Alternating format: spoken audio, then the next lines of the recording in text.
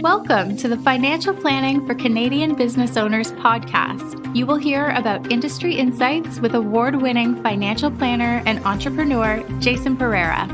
Through the interviews with different experts with their stories and advice, you will learn how you can navigate the challenges of being an entrepreneur, plan for success, and make the most of your business and life. And now, your host, Jason Pullara.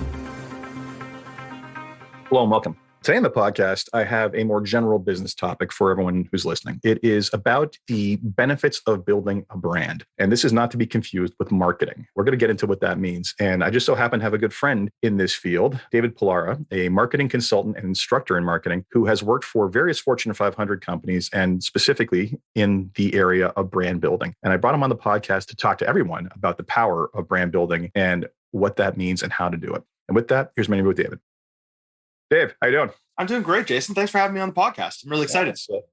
It's one of these things where we've talked about stuff like this in the past and just like, I should record this one day because this is useful. So I know we always talk about this stuff on via text or going back and forth. And, this is a topic that's near and dear to my heart. I love marketing. I've been in marketing for my entire career and I love strong brands. I love great stories.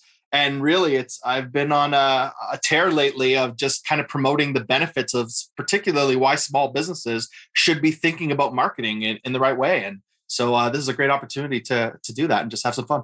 Absolutely. So let's start off by letting everybody know who you are. So tell us who you are, what it is you do, and what basically makes you an expert in this field.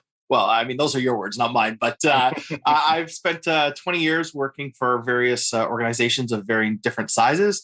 I've worked for Starbucks, Coca-Cola, Pizza Hut, and Google. I've also, in the last 5 years, been consulting with a lot of small and medium-sized enterprises, just really helping them define who they are, which is really the first step of marketing. In order to sell something, you need to figure out what it is you're actually trying to sell. And I think that's a step that a lot of people like to skip. I work with a number of different clients, and the first thing I do is I take them through, what's your mission? What's your vision? What are your values? And people who aren't familiar with marketing is like, oh my God, this is so, why do we have to do all this? But I just want to sell something. Like, you get into business to do something. You don't necessarily, and honestly, it's usually driven, I'm not going to say it's ego driven, but it's driven by your ability to deliver on something, right? And it's not necessarily just like, let me do it. Here, I'm hanging a shingle. Well, that works in a world where you're the only person offering that service and there's no competition. In the real world, those things matter. Absolutely.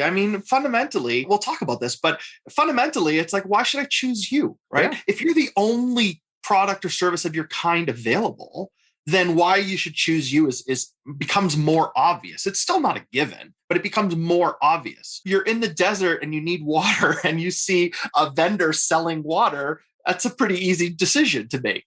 But you walk into a grocery store and there's 100 different waters. What makes you the reason what's so special about you? And that's really what marketing and branding does. And that's a perfect example because you've obviously, you clearly know about the studies done on the paradox of choice. You increase the number of choice or options for choice, and you still end up having the number one sales be for the thing that people recognize the most. You can have 20 different forms of ketchup on a marketing shelf, but Heinz regular ketchup is going to outsell them by everything else by orders of magnitude because you just created cognitive load for people. And the freestyle machines, the Coca-Cola freestyle machines that you see at movie theaters, where you can go and default is regular Coke. Is that the most popular? Digital touch screen. You can pick like 150 different combinations and flavors. Number one beverage out of those machines, Coca-Cola Classic.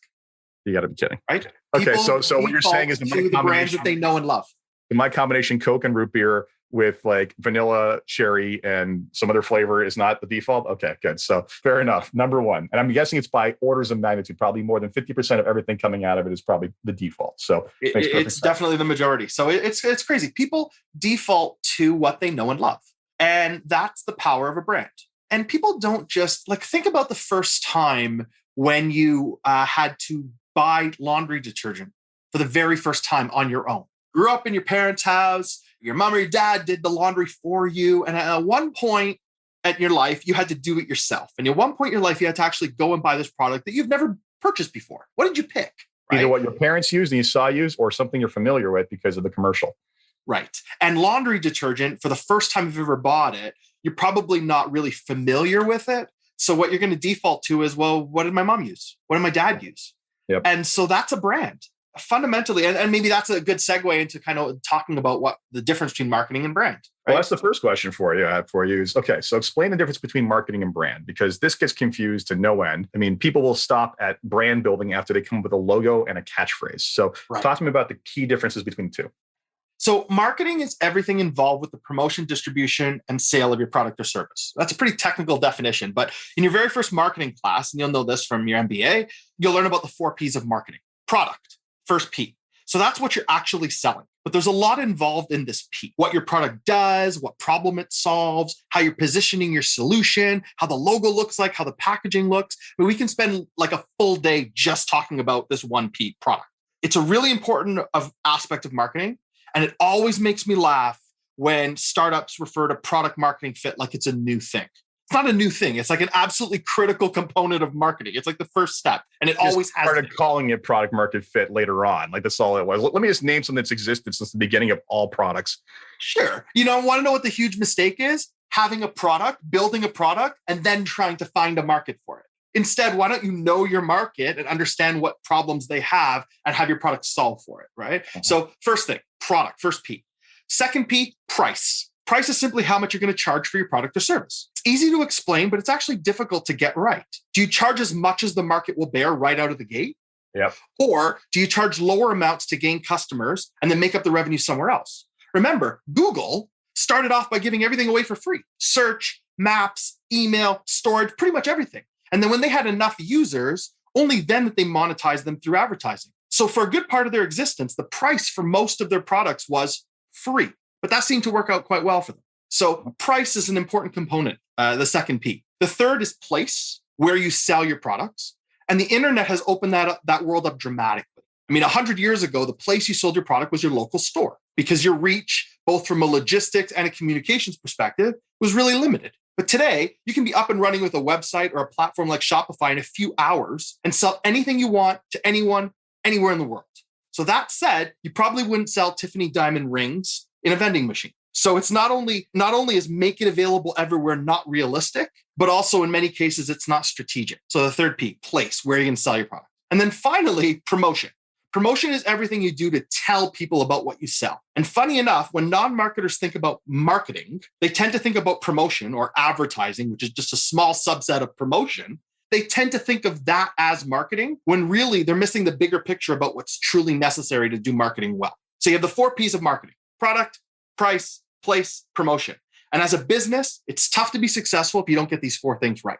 That's marketing in as brief as I can describe. I didn't do an MBA or go to business school. It was mentioned in at least one episode of Mad Men, but I digress. Yeah. So that's different from brand. Brand is the sum of all things that make you uniquely you. Your brand is way more than your logo or your packaging or your website. It actually encompasses every interaction people have with your product or service and everything they see, read, or hear about you. And while that's a big idea to grasp, there's a really great definition I heard several years ago that sums it up really well. The definition came from a gentleman named Muhtar Kent, who's the former chairman and CEO of the Coca-Cola company.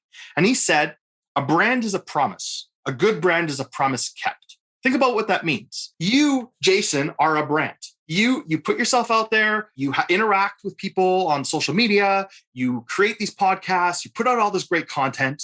That is all part of your brand. Every customer you deal with is building your brand because those customers walk away and form an opinion of you. And that opinion gets shared. Good or bad, that opinion gets shared. Every interaction you have, every touch point you have, it makes up part of your brand. So it's this very big thing and it's very difficult to get right, but you do it over time and with consistency.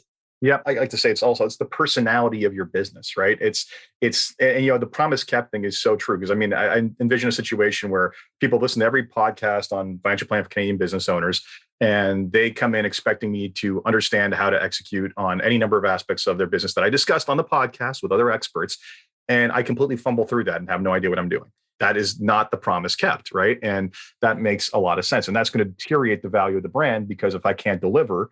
Just like if anyone can't deliver on a pricing promotion on gourmet, whatever the heck it is, and it tastes like crap, that's going to destroy that brand. So yeah, totally. If anything, I like to say, and you probably can correct me on this if it's not quite on, it's the public personality of what it is you do. to some degree. It is to some degree. I think where I would expand upon that idea is it's not just the personality, because I feel like when you say personality, that's like a perception, but it goes a little bit deeper than that. Like it's actually who you are. How people perceive that is something. Let's use a real world example, right? Walmart. What's Walmart known for? What's their brand known Everyday for? low prices. Everyday low prices, right? We know that. How did they get there? Think about how Walmart got there. Well, we might say, well, it's in all their advertising, save money, live better, great value, like all these things. Their private label brand is called Great Value. Right? It is a compulsion internally. Like those people, they won't let you give them a Coke when you go to an, because they don't want the bias. They use folding chairs in their meeting rooms. Like it permeates every aspect of that company's culture. And that's the brand, right? Because who they actually are let's offer low prices and let's do everything we can, even internally, to make sure that we can offer low prices. So not only do they communicate that externally, but you have to prove it every day. And if you were to walk into Walmart and consistently see prices that were higher than what you could get somewhere else, they wouldn't be living their promise. They'd be making a promise to you and then breaking it. Great brands keep their promises. And their promise is everything they say to you, everything they tell you, everything they do. Fair enough. So yeah, it's more so, it's not just the public persona. It's also, again, the fulfillment of that promise, because if you don't have that, it destroys the brand very quickly. And I guess it's a reinforcing cycle, right? You need the reinforcement of the promise being lived up to in order to create the expectation that or the understanding that promise is true and just keep on feeding back into itself. Exactly. Excellent. So let's talk about, and before we get into that, you brought up something in the pre-conversation, which is absolutely true. And this is something that scares a lot of people, especially in my industry. It's knowing who you're targeting and knowing who you're not targeting. So knowing who you're speaking to and who you're not speaking to. Who are your customers and who are not your customers? A lot of people get scared by that. Yeah, you're not going to be for everybody, right? The biggest mistake that people make, marketers and non-marketers alike, I want to sell to everybody. Well, actually, no, you don't. Because although maybe you might like the revenue that comes from selling to everybody, I challenge you to name a single brand, a single product, a single service that is universally liked by everybody. You can't do it. Yeah. Even I'll use Apple as an example, right? Like Apple is phenomenally loved by people like me and Apple lovers, but the amount of hatred on the other side from people who just don't see it or just don't want to get it, like it's actually a little bit strange. It's strange to the rest of us of how you can hate a brand to that degree because of a price point or whatever else you perceive. So I used to work at Starbucks. And sometimes you used to travel for work. And I learned very, very quickly, sometimes you talk with the people next to you on the flight, just kind of make chit chat. I learned very, very quickly never to tell people at the beginning of the flight that I worked at Starbucks, because either they loved Starbucks and would spend the next hour telling me about their favorite store and their favorite barista and their favorite drink, or they hated Starbucks and they would tell me about how it's overpriced coffee and how it tastes burnt and so on and so forth. There was rarely anybody who had never tried Starbucks and never heard about it, but everybody had an opinion. And that's okay, because Starbucks isn't for everybody. No brand is for everybody. And if you try to be, what you end up doing is get this watered down, middling message that nobody actually cares about. Well, and this is what I say every time, I talk about advisor marketing. It's like I'll take a step back on that. There's all kinds of data in the US that shows that advisors who focus on specific niches and target very heavily on narrow niches grow at like twice the rate of non-specific niches or generalists.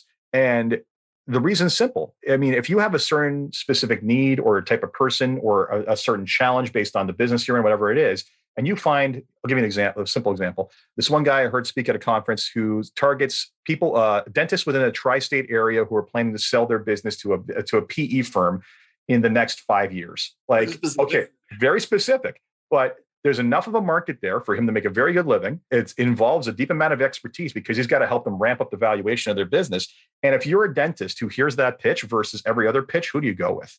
By default, right? That's his brand. So everybody's afraid that they're going to isolate too many people as opposed to capture the market that they're in. And as I always say to people, when you market to everyone, you market to no one. Because at the end of the day, let's look at the large national brands that market to everyone. Banks. Does anyone really watch a bank's commercial and say, that's me? Oh my God, you guys deeply understand me. Does anyone really watch a general car commercial of a car going through a windy road and be like, that car company gets me. That car company gets me. No one really does that, right? And meanwhile, from experience, when I've done things in, national newspapers that specifically speak to a specific case, I've had people call me up and say, that was me in that article. Like, when you're speaking directly to them is so much more powerful. Anyway, that's my diatribe. I brought you on the show to talk. So what do you think of that viewpoint? Do you agree with the viewpoint of marketing, everybody's marketing and no one, or am I being too harsh? No, I think that's very well said. I think the banks are a good example. I mean, the banks want, in a perfect world, the bank would want every Canadian, all the Canadian banks would want every single Canadian to have an account there, right? To have all their credit cards. They do want to sell to everybody. But I also think that part of the reason is that there's really no difference between the banks when you really come down to it. I don't really see the difference. I have my bank and I could just as easily close everything down today and go to another bank. And would I really notice a huge difference? Not really. Different flavors of vanilla. It used to be there, maybe. I remember years ago now, full disclosure, years ago when I was in university, I worked part-time at Canada Trust before it was acquired by TD. And I think Canada Trust actually stood out. Their hours were 8 to 8 before anybody else was open extended hours. All the other banks, it was like you had to rush to get there during your lunch because they worked the same hours you worked. But Canada Trust was open 8 to 8, so I could go before work or after work. They really put a focus, and I know this having worked there, they really put a focus on top tier customer service. And, maybe the rates were the same because they had to be, and maybe the product offering were the same because that's what they were selling, but they kind of differentiated themselves on customer service. And I think when TD eventually acquired them, I think it was pretty interesting that they ended up making Ed Clark, who was in charge of Canada Trust, in charge of TD. And I thought that was a really powerful signal that TD was really trying to focus on service. And for many years, they did that. Paid off, yeah. So I think that they were taking a stand, first Canada Trust and then TD by acquiring Canada Trust. They were saying, we're going to be the best service. And their tagline, banking can be this comfortable. That was, I think, a differentiated factor. These days, I'm not sure that holds up. I'm not sure that I could really say, I really want excellent advice. And for excellent advice, I'm going to go to bank. I don't know. I don't know who that is. That's a challenge from a differentiation perspective. Don't get I think me that all the banks struggle. Yeah, that said, so yeah, like I said, don't get me started. But that said, all right, so we've talked about, of course, here a little bit, but let's talk about the benefits to the business. So why bother doing this? Besides, like I said, becoming kind of the default option within a space, which would be fantastic if you can do that. Like, what are the larger, especially in the early days, what are the larger benefits that businesses see? So fundamentally, the reason you want to do well with marketing is to let people know you exist. And the reason you want to do well with branding is to give people a reason to choose you. I mean, that's as succinctly as I can possibly say. Marketing is going to be about here's the product, here's the solution I have to your problem, and letting people know about that for all the things we talked about, right? Product, price, place, promotion. Here's where you can find it. Here's what problem it's going to solve. Here's how much it's going to cost you. Here's the value you're going to get. That's the idea of doing marketing well. The idea of doing branding well is because not only does it give people a reason to choose you, because a friend told me about it, because I heard good things, because I bought it before, because it's what my mom used to use. Brand gives you a reason to choose the product or service. And fundamentally, it makes it the default. I mean, when you think about it, there are only a few times in your life. Think about like the average life cycle of a person. There are a few things that happen that are really monumental that cause you to reshift and rethink all of your default brand choices. So when you leave school for the first time and you're on your own, and now all of a sudden you have to make these new purchases for things that you might not have ever bought for yourself before. That's an opportunity for brands to get in there. When you get married and now all of a sudden you're sharing, you have your choices and your partner has their choices. And now all of a sudden you have to figure out these mutual choices sometimes. That's an opportunity to get in there. Banking might be a good example. I might have had my bank. My wife had her bank. When we were going to have our joint accounts, which bank are we going to choose? So there's an opportunity to interject. When I had kids, all of a sudden I'm buying products that I've never had to buy before. I'm thinking about products and services that I never had to think about before. So that's an opportunity for brands to get in there. And ideally, when you think about how you're going to choose a new product or service, think about what you do as a consumer. First thing is you might ask a trusted advice. I mean, you get texts from me all the time with regards to, hey, Jason, what do you think about this? Jason, what do you think about this? Well, I'm asking you about financial related matters because you're my finance guru. You're the person I trust with finance related matters. You'll send me texts all the time about, hey, did you see this in the press? What do you think about this? Because you trust me when it comes to marketing. So we've kind of established those brands for each other. Yeah, like when a certain bank decided to change their logo to something that looks like an empty wallet, that was just priceless. That was a fun text exchange for sure. That was one of my most popular tweets ever. It was to bang on. I shared that with a few people. But I think that it's important to understand that when you're looking for new products or service, when you have a need for something, the first thing you're going to do is ask people you trust. And word of mouth will always be the most powerful form of marketing. You ask someone you trust what they think. Then you go to the company that you tend to trust. You search, you go to Google and you search what is the best finance option? What is the best bank? What is the best interest rate? And you'll search whatever it is that you're looking for. And you get the sum of all these results. And that's why, search marketing is so important and what they call, performance marketing. I hate that term, by the way, but generally known as performance marketing. My line is what a real marketer calls performance marketing? Marketing. Okay. It's all about performance, right? Marketing done well is all about performance. But, that's an aside. It's really important to show up when people are looking for you. But if you ever read the book, How Brands Grow, they talk about these concepts of mental availability and physical availability. If you think about walking to a grocery store, the physical availability is the product actually physically on shelf for you? If it's out of stock, you can't buy it. But the mental availability is when you see this product on shelf, have you already heard about it? Are you already familiar with it? Do you already know what this product is? Based on research you would have had or previous experience with it and whatnot. So what brands want to achieve is both mental availability, and physical availability. And it's really important for brands to get there. So let's talk about the considerations that go into the development of it. So we kind of touched upon this initially. We start talking about mission and values, and people being like, and I get that. I mean, like anyone who's had a business planning thing thrown at them gets these things, and more often than not, we're just like, oh, okay, I got to think about this stuff that I never thought about before. When all I want to really do is X. I often call that the artist's dilemma. Artists want to do their art and they want to get paid for it. But if they don't worry about mastering the business of art and what it is and who they're going to speak to, they end up broke. And it's the contrast between Picasso and Van Gogh. Van Gogh died a wild man in the woods who was penniless. And Picasso died the richest artist of all time at the time he died because he knew how to sell as well as create art. And that is too often the problem with anyone who's got a skill. They want to sell that skill, but failure to understand how to market that skill is a huge problem for them. So what are the first steps in the brand building situation, or the brand building challenge, that is? I think the first step is, knowing who you are and knowing what you have to offer. And fundamentally, I mean, again, it's if you don't take the time to actually understand that, you're going to try to sell to everybody. That's the problem. So the second step I would say is figuring out who you're trying to reach and where these people exist. Sometimes a mistake that a lot of marketers will make is they want to try to be everywhere. You'll have a brand and you'll be like, oh, we need to be on Facebook and Twitter and TikTok and Snapchat. And well, what is it that you're selling? And who are you selling to? And where do those people hang out? Because if you're trying to sell yachts, maybe you don't need a TikTok account, right? Because how many people on TikTok can afford to buy a yacht? So lots of people claim they can on TikTok, but right. But that's just a example off the top of my head. You need to go where the people are, and you need to know who you're trying to sell to. Then what are you trying to achieve? What stage of the business are you in? If you're a brand new business, like think about Jason, when you first started you've been an advisor for a very long time. When you first started out, what was your marketing objective?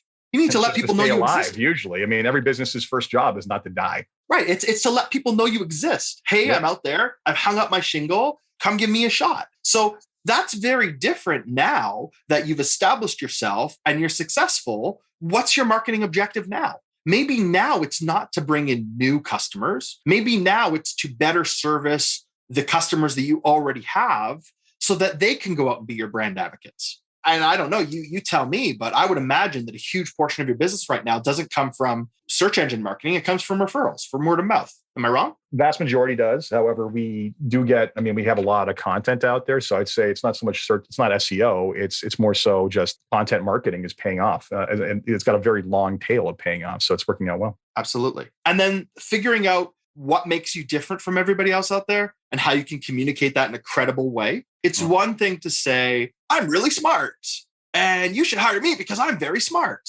But how are you proving that? How are you communicating that? How are you demonstrating that in a way that's authentic and not arrogant? And it also comes off as a little condescending sometimes, right? It's like, sure. And, yeah, exactly. And you do that very good. You do a very good job with that with your content. You put out a lot of content out there. And if I follow you on Twitter for long enough, I'll definitely get the sense that, hey, this guy's pretty smart. I may not, I figure, I joke with people. I agree with about 60% of what you say.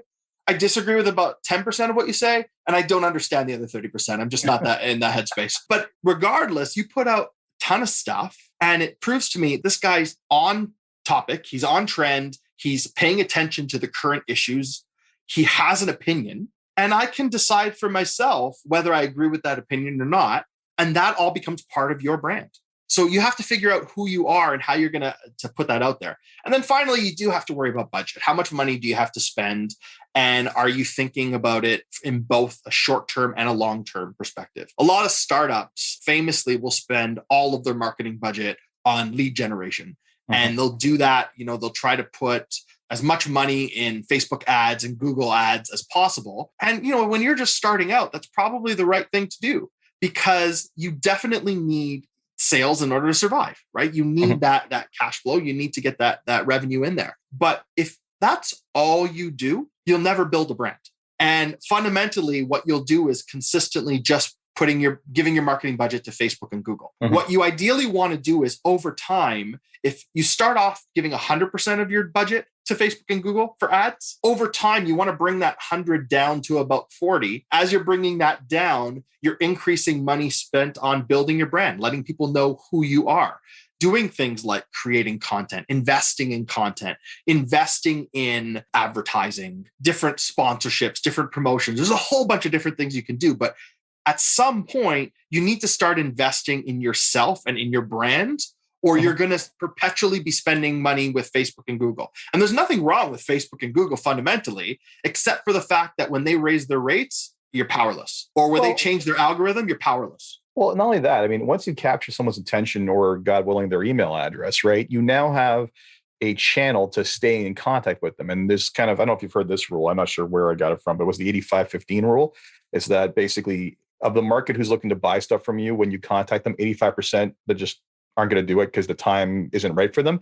Maybe 15% will make a point of contact. So if you're not staying on top of drip marketing those people and staying relevant to them, when the time is right for that 85%, they're just not going to think of you. They're going to think whoever's in front of them at the time.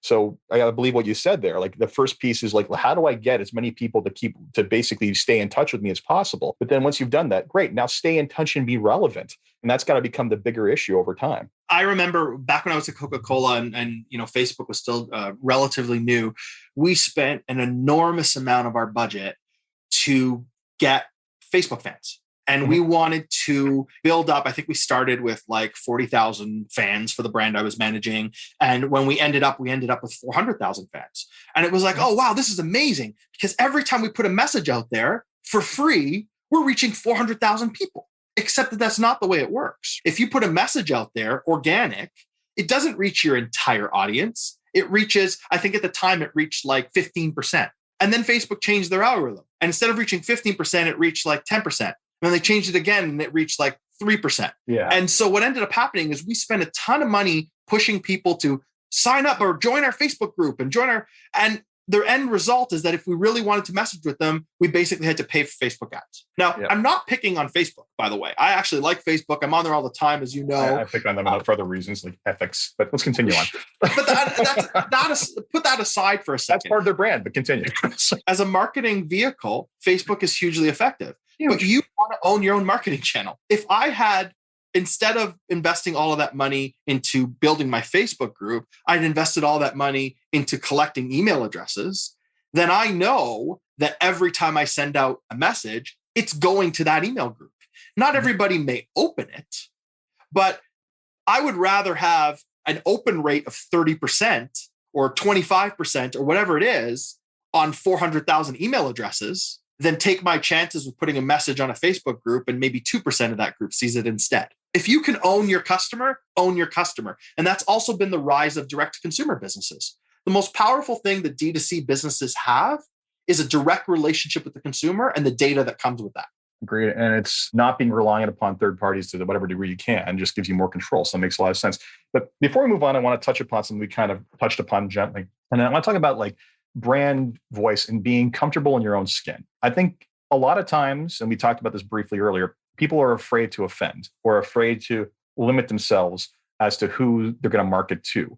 And by marketing to someone, you might just be, like you said, like perfect examples when you said, I agree with 50% or 60% of what he says, and 10% I don't. Right. And that's not a bad thing, right? Like you don't have to agree with everything I say, but you agree with enough that frankly, you trust that we're on the same page with most things. And I find that too often, and I'll use my industry as an example, most of the marketing that gets put out there is just the stuffiest stuff you've ever seen, because everybody's just so afraid to just be comfortable in their skin and risk offending anyone over anything. Versus, I'll contrast that to one of the most effective content marketers in the U.S., the Ritzel, specifically downtown Josh Brown. Who's got that nickname alone would offend some people, but nevertheless, that guy drops F-bombs like they're going out of style. Yet he's still got a segment on CNBC, and he still has a massive newsletter and following, and they have inbound marketing raining down on them, and it's because he speaks to a certain segment of the market. So how important is getting comfortable in your own skin and just being true to yourself in building your own brand? Because I mean, that's the perfect example of someone I think who's done that. Yeah, I think that a critical component of a brand is authenticity. And I think that if you try to fake it, if you try to put out a public persona that is not accurate of who you actually are, whether we're talking about a person or a brand or a company or a combination thereof, people will get found out. And these days, particularly, it's really easy to get found out. If I use an example, you and I interact and we have a whole bunch of interactions. And if you go on my Twitter account and see a whole bunch of like horrible, racist, sexist stuff, and you won't, by the way, but if you were to do that, you would say, wait a second, this is not the David that I know.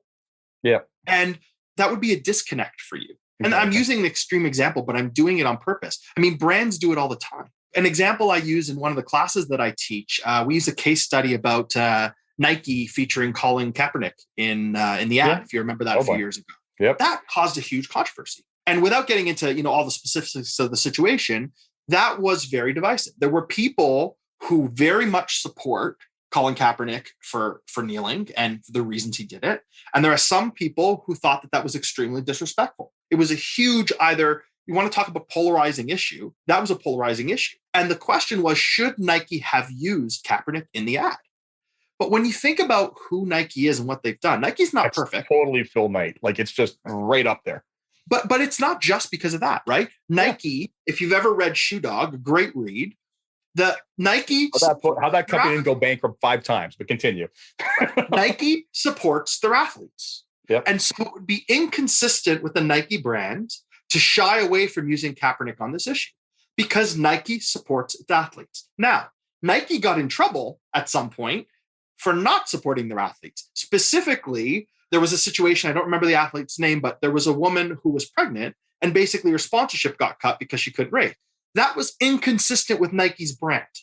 And it blew up, not only because it was arguably the wrong thing to do, but what was a really big deal is that Nike supports their athletes, but they weren't supporting these athletes. And that was inconsistent. And that arguably hurt Nike's brand. They rectified the situation. I believe they fixed it and now they're getting paid. And so they made a misstep and they were fixing it. But brand is about consistency. It's really, really important to be consistent with your brand. And it's really, really important to be authentic. So if you're going to say that you are X, you have to be X and you have to be X all the time. Yeah. And so either you do that by having a really good mask that you wear all the time, but the better way to do that is just to be authentic. So going back to your F-bomb situation, there are some people I know who would never hire a financial advisor who uses profanity. They would say that that's unprofessional. But there are lots of others who that doesn't bother them. That's not on their criteria set of how do you choose a financial advisor? Do they use professional language? Like that's not on my checklist. I mean, I know how you talk, right? And you're very authentic. And so I'm not going to say, well, Jason sometimes doesn't use proper language, so I'm not going to ask him for financial advice. But there were some people who would. That's okay. You're not for everybody, and you don't have to be. Exactly.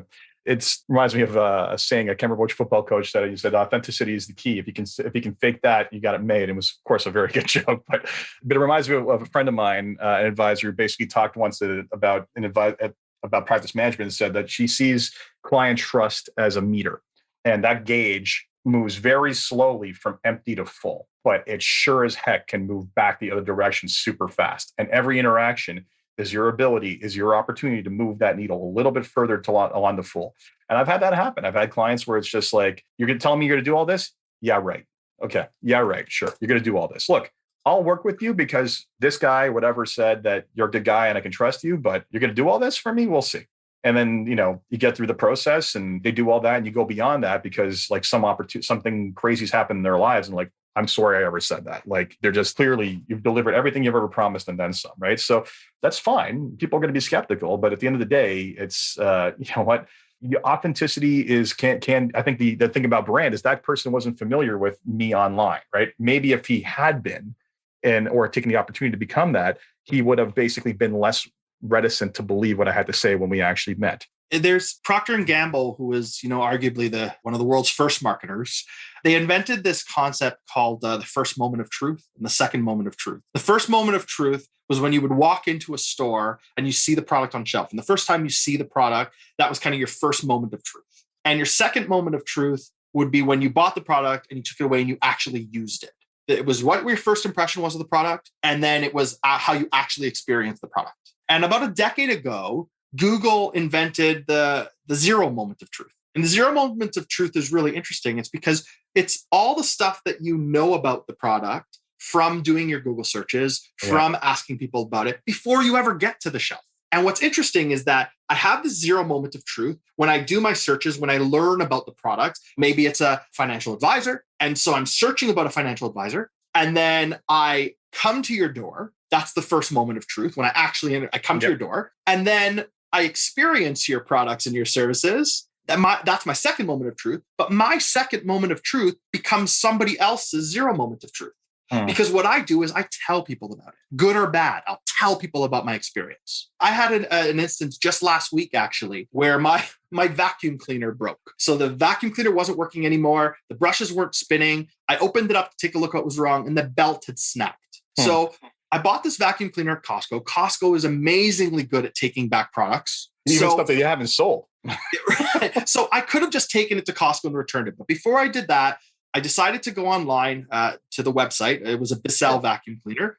I went online and I went to their customer service and I said, hey, here's my model number. Here's when I bought it. I know this is probably not covered under warranty, but like, this is what happened, right? I bought it a year ago. I could take it back to Costco, but is there anything you can do? And the customer service rep said to me, well, belts aren't covered under warranty, but let me go ahead and send you a new one anyway. Well, how do you think I felt about that interaction? Well, loyalty just earned. Absolutely. Right. Instead of walking away and saying, wow, Bissell's a crappy product and their belt broke after just a year, instead, it was the whole other way. It was like, wow, that customer service was amazing.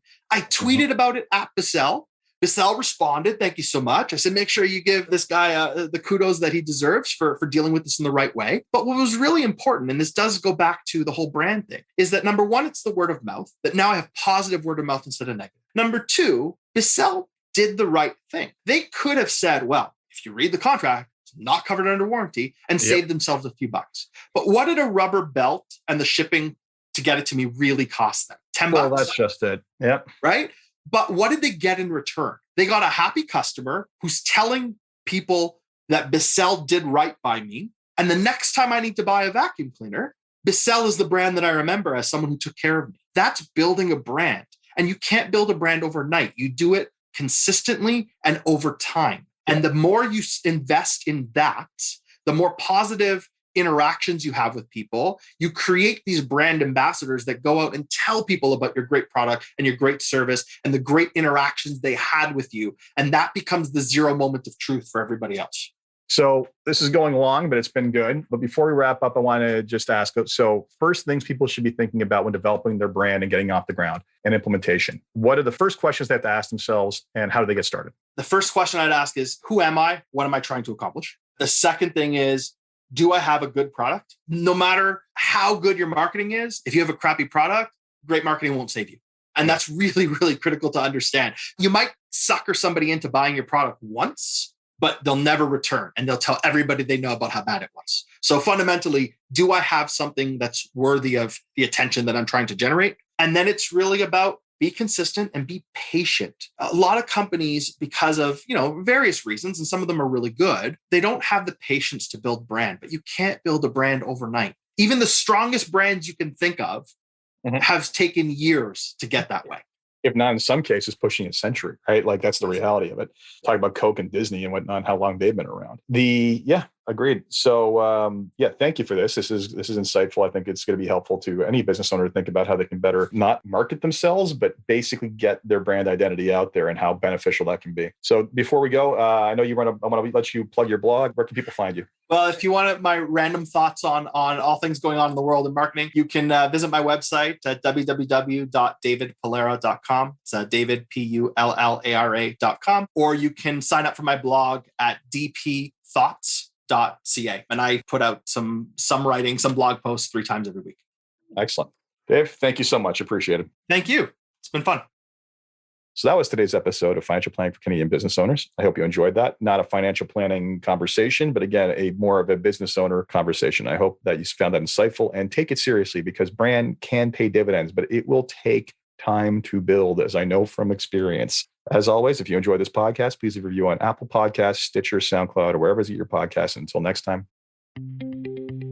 This podcast was brought to you by Woodgate Financial, an award-winning financial planning firm catering to high net worth individuals, business owners, and their families.